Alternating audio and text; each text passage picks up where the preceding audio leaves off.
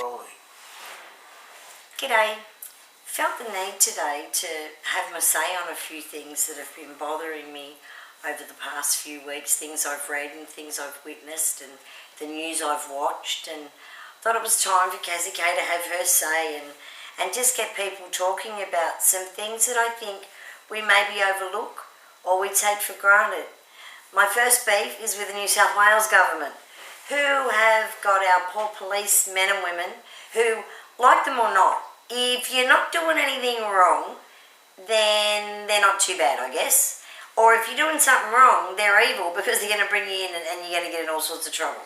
My problem here is there are good and bad cops. There are good and bad everybody's.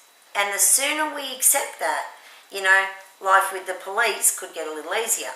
Now, trust me, I think everybody knows the story of a good cop, equally of a bad. But what we're talking about here is the men and women of this state that every time they come on shift, they put their lives on the line to keep us protected. I believe that, and anyone out there who's ever had to call on the police for help would surely back me up on that.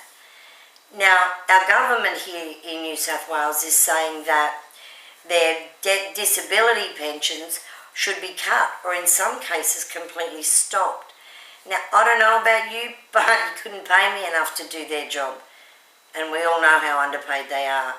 So, like it or not, people of New South Wales, we need to stand up, write to your local members, write to Barry O'Farrell himself. I'm sure he'd love to hear from you. Letting him know that we respect and stand right alongside our New South Wales police men and women. Come on, you know what?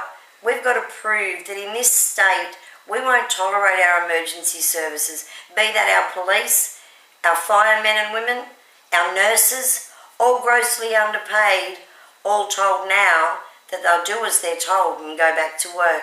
So for me, my opinion is, Barry O'Farrell, you need to start listening to the people of New South Wales. You need to respect the men and women of the police service who put their lives on the line daily to protect you included. So give it a thought when you're sitting around Parliament having your coffee next perhaps. Other thing that bothered me today, New South Wales, you can breathe. Up in the Northern Territory, it appears that in a particular school, they name and shame Aboriginal children who don't turn up for school. Now, I don't know about you, but from where I sit, that is draconian in the worst form.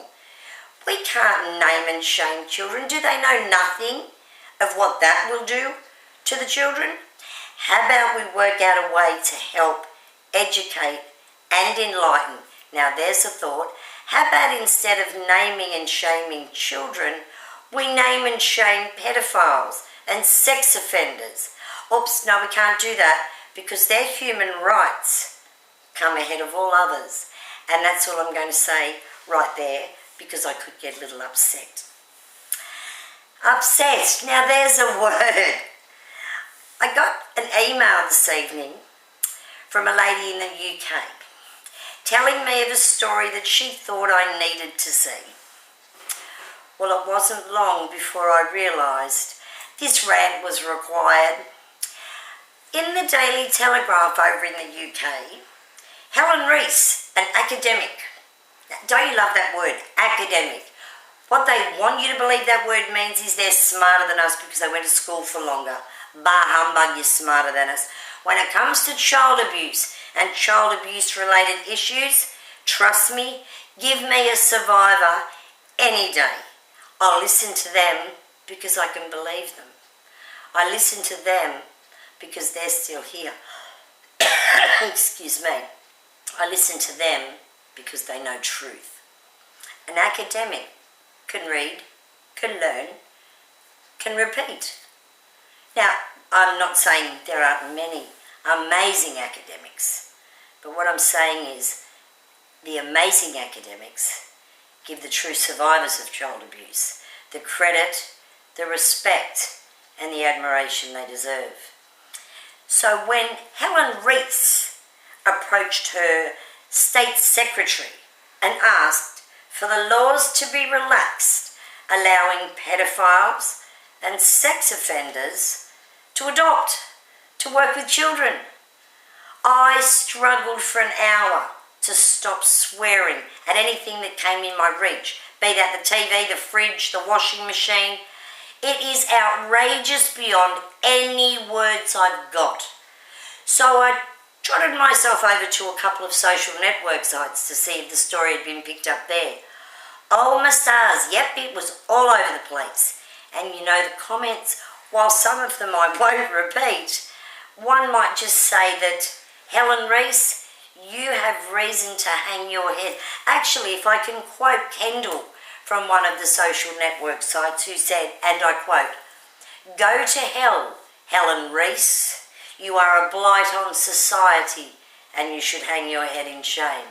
That really summed it up for me. Any woman, or man for that matter, but in this case we're talking about a woman, that could make that statement in itself is barbaric. Helen Reece, you need to really think. Do you have a niece or a nephew? Because I'm really hoping you don't have children. Because if you do, that would be of grave concern. Because anyone that could say, relax any laws when it comes to sex offenders or pedophiles, I certainly don't want speaking out on the rights of children or on the needs of survivors. I am sorry to say that we share the same sex. For the first time in a long time, I'm ashamed to say I'm a woman, because any woman that could make that statement doesn't deserve the title. And I'm sorry if this offends anybody. I really tonight don't give a damn, because what I know is what this woman's asking is just wrong on even more levels than I have the words for. And we all know I'm never short of a word or two. But that's all I'm going to say, and leave it for you guys to have your say, your opinion. But please make them loud. Try to keep away the intended violence, because that really doesn't get any of us anywhere. We know how we feel, but let's keep it on a level that we can all openly debate without sinking to the level of Helen Reece. On an upside, because I've got to finish this clip on something that's extraordinarily close to my own heart, but tonight, as once again I always do find, the most courageous of us all are children. And if we look around us everywhere, every day, we see children of courage. Most times these kids don't realise it's courage that's keeping them going, but we see, we know. Tonight I watched a program on Channel 7 called the Sunday Program, and there was a young man on called Cohen Ashton, and he has cystic fibrosis. He's waiting on a double lung transplant. But sadly in this country, organ donation is not something that we tend to think about until it's too late. So I'm firstly going to ask everybody to consider this. Heaven doesn't need your organs, or wherever it is you think you may leave. But trust me, people on earth do. Kids in hospital beds do. Someone like your nan or your pop, your mum or your dad, your aunt or your uncle, your brother, your sister. It could be yours that needs something that once we've passed this life is of no good to us. So please sign up at your local RTA when you next renew your licence. Log on. Everybody's got a computer just about. Log on. Become an organ donor today. This little boy, Cohen Ashton, asks for nothing more than to be able to laugh and to run and to play soccer, and for kids to get a second chance. How does one listen to that and do nothing? I'm asking everyone that watches my clips to ask your friends and your family, what would you do if it came down to an organ that would keep your loved one alive? Wouldn't you want to know that the doctors and the nurses could pick up a phone and it was more likely to find one than be told, well, we'll put you on a register and we'll just hope for the best? The best isn't good enough. The best is all of us putting our hands up respectively and going, I'm going to become an organ donor because it's just the right thing to do. So I guess that's about it from me. Kazzie K's had her say, feeling a little better for it. Could feel a little worse in the morning when the people get hold of it that like to tell me how outspoken I am. Have a wonderful and safe week, and be good to yourselves and each other, and remember, always keep your children safe and well. See ya.